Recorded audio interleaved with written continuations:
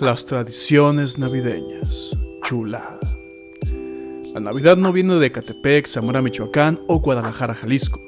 Por ello las tradiciones que celebramos en México no son originarias, pero sí son mejoradas y aumentadas. Hoy, en la historia que no te cuentan, 9 tradiciones que aunque no son de México, nadie las celebra como nosotros. 1. Las posadas. La historia nos cuenta que las posadas llegaron con la conquista española, cambiando así la tradición de los mexicas, quienes celebraban durante el mes del Paquetzalintli, diciembre, la llegada de su dios Huitzilopochtli.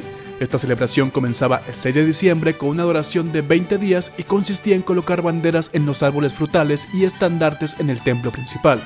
Pero con la llegada de los ibéricos es que se establecen los festejos llamados misas de aguinaldo, llevados a cabo del 16 al 24 de diciembre.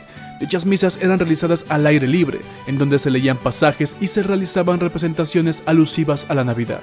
La primera posada en México se llevó a cabo en el siglo XVI en San Agustín Acolmán, una localidad con una rica herencia cultural ubicada en el Estado de México. En este poblado, los frailes agustinos organizaron la representación de la búsqueda de refugio de María y José antes del nacimiento de Jesús. Este evento no solo marcó el origen de las posadas, sino que también sirvió como un medio para transmitir la enseñanza cristiana. 2. Las piñatas. Son 2 las versiones acerca del origen de las piñatas. Una de ellas se remonta a la antigua China, en específico a los viajes de Marco Polo. En este libro, el mercader relata que en una de sus travesías por Asia observó cómo se rompía la figura de un buey relleno de semillas para celebrar el Año Nuevo Chino. Fue el quien llevó la tradición a Italia, donde se adoptó para conmemorar la Cuaresma. De ahí pasó a España y finalmente los españoles se encargaron de traerla al Nuevo Mundo y dar un nuevo significado de las piñatas. La otra versión, con la que me quedo yo, le adjudica el origen a la civilización maya. Se dice que practicaban un juego con los ojos vendados. Este consistía en colgar con una cuerda una olla de barro llena de cacao y tratar de romperla. Por cierto, ¿alguno o alguna de ustedes conserva algún recuerdo con una de las piñatas de barro? Yo sí, y todavía me duele. Actualmente existen piñatas de todo tipo de formas, colores y personajes. No solo se rompen en las posadas, sino en todo tipo de fiestas: cumpleaños, primeras comuniones, bautizos, fiestas de niños y adultos, despedidas y lo que se nos ocurra. 3. El árbol de Navidad. Como dijimos en la introducción, al ser la natividad de origen extranjero, las tradiciones que celebramos no son 100% de nuestra tierra, como es el caso del arbolito de Navidad. Cuenta la historia que un misionero llamado Bonifacio taló un árbol ante la mirada atónita de los lugareños y tras leer el evangelio les ofreció un abeto, un árbol de paz que representa la vida eterna porque sus hojas siempre están verdes y porque su copa señala al cielo. A partir de entonces se empezaron a talar abetos durante la Navidad y por algún extraño motivo se colgaron en los techos. Martín Lutero puso unas velas sobre las ramas de un árbol de Navidad porque, según dijo, centelleaban como las estrellas en la noche invernal. Esta costumbre se fue generalizando y actualmente 2 ciudades bálticas se disputan el mérito de haber erigido por primera vez un árbol de Navidad en una plaza pública.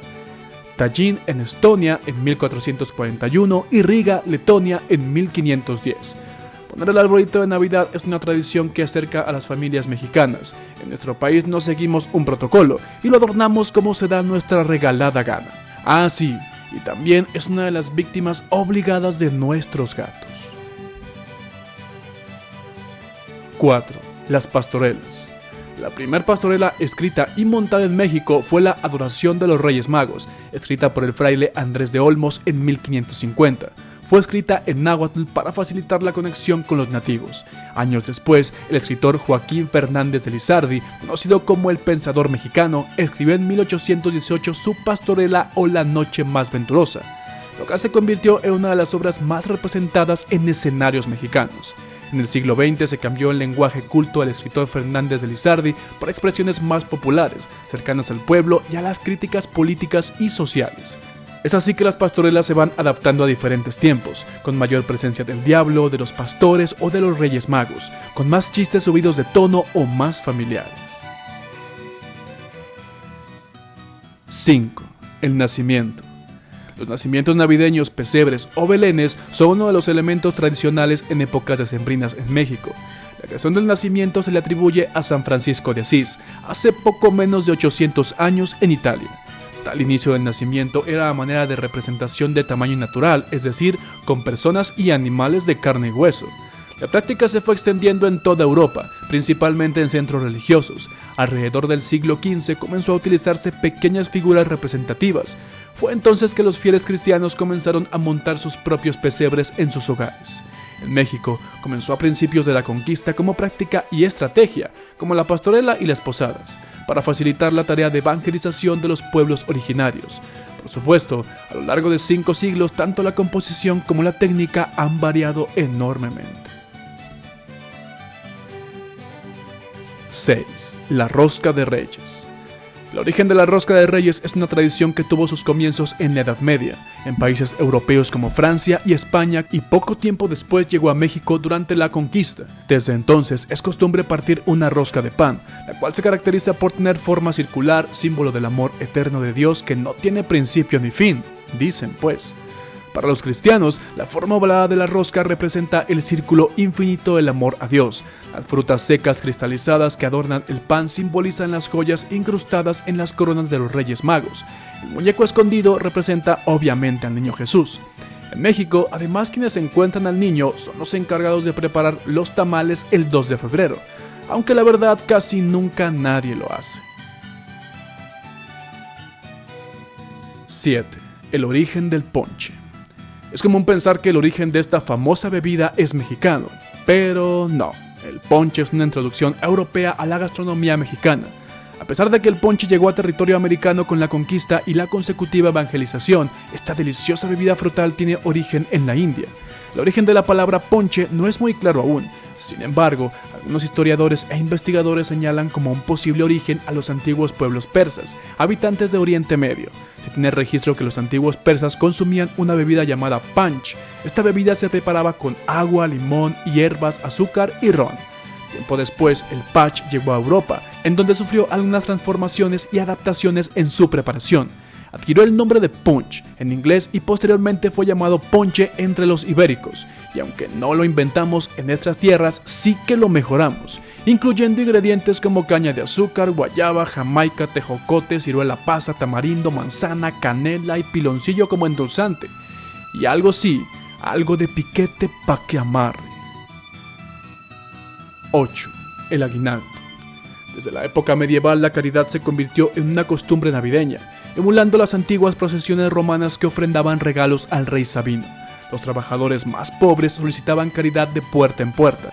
Esta costumbre cristiana también llegó a México tras la conquista. Sin embargo, tenía una labor propiamente evangelizadora y misionera, claro que sí. En 1587, el superior del convento de San Agustín de Acolmán, Fray Diego de Soria, obtuvo del Papa Sixto V un permiso que autorizaba en la Nueva España la celebración de unas misas llamadas de aguinaldo, las que ya dijimos. En estas misas se intercalaban pasajes con escenas de Navidad y para hacerlas más atractivas y amenas se les agregaron dulces de Bengala, cohetes y villancicos. El aguinaldo no era una cantidad de dinero que se entregaba, sino paquetes de dulces o comida que se regalaban a los fieles en las posadas. Asimismo, se mantuvo como regalo principalmente a los niños durante las fiestas decembrinas. Y 9. La tradicional pelea por los terrenos. Y finalmente la clásica pelea por los terrenos, que inicia pasada la medianoche, cuando las tías y los tíos han ingerido ya una buena porción de ponche con piquete. Y es que todos sabemos que a diferencia de nuestros padres o abuelos, a la generación de los 80s o 90s nos tocó nacer en la época de las ratotas del PRIAN, que dejaron casi sin calzones a nuestro país. Nos dejaron con una inflación digna de récord Guinness y sin pensión. Todo esto ha tenido varias consecuencias, entre ellas que tener una casita propia sea casi una misión imposible. Por ello, entrada la noche, las tías y los tíos comienzan a olvidarse del mes del perdón y la noche de paz, y se dejan ir todos contra todos, algo que nos da mucha risa sin duda alguna, pero que es lamentable y triste al mismo tiempo. Las tradiciones navideñas, una oportunidad para reflexionar, llenar tu espíritu de buenas vibras y crear recuerdos con la familia y tus amigos. Te deseo lo mejor, una buena cena, buenas conversaciones, mucha risa y perdón. perdón para los otros y para ti mismo si es que tienes una piedra atorada en el zapato. Yo soy Fernando Magaña, feliz Navidad y nos vemos en la próxima.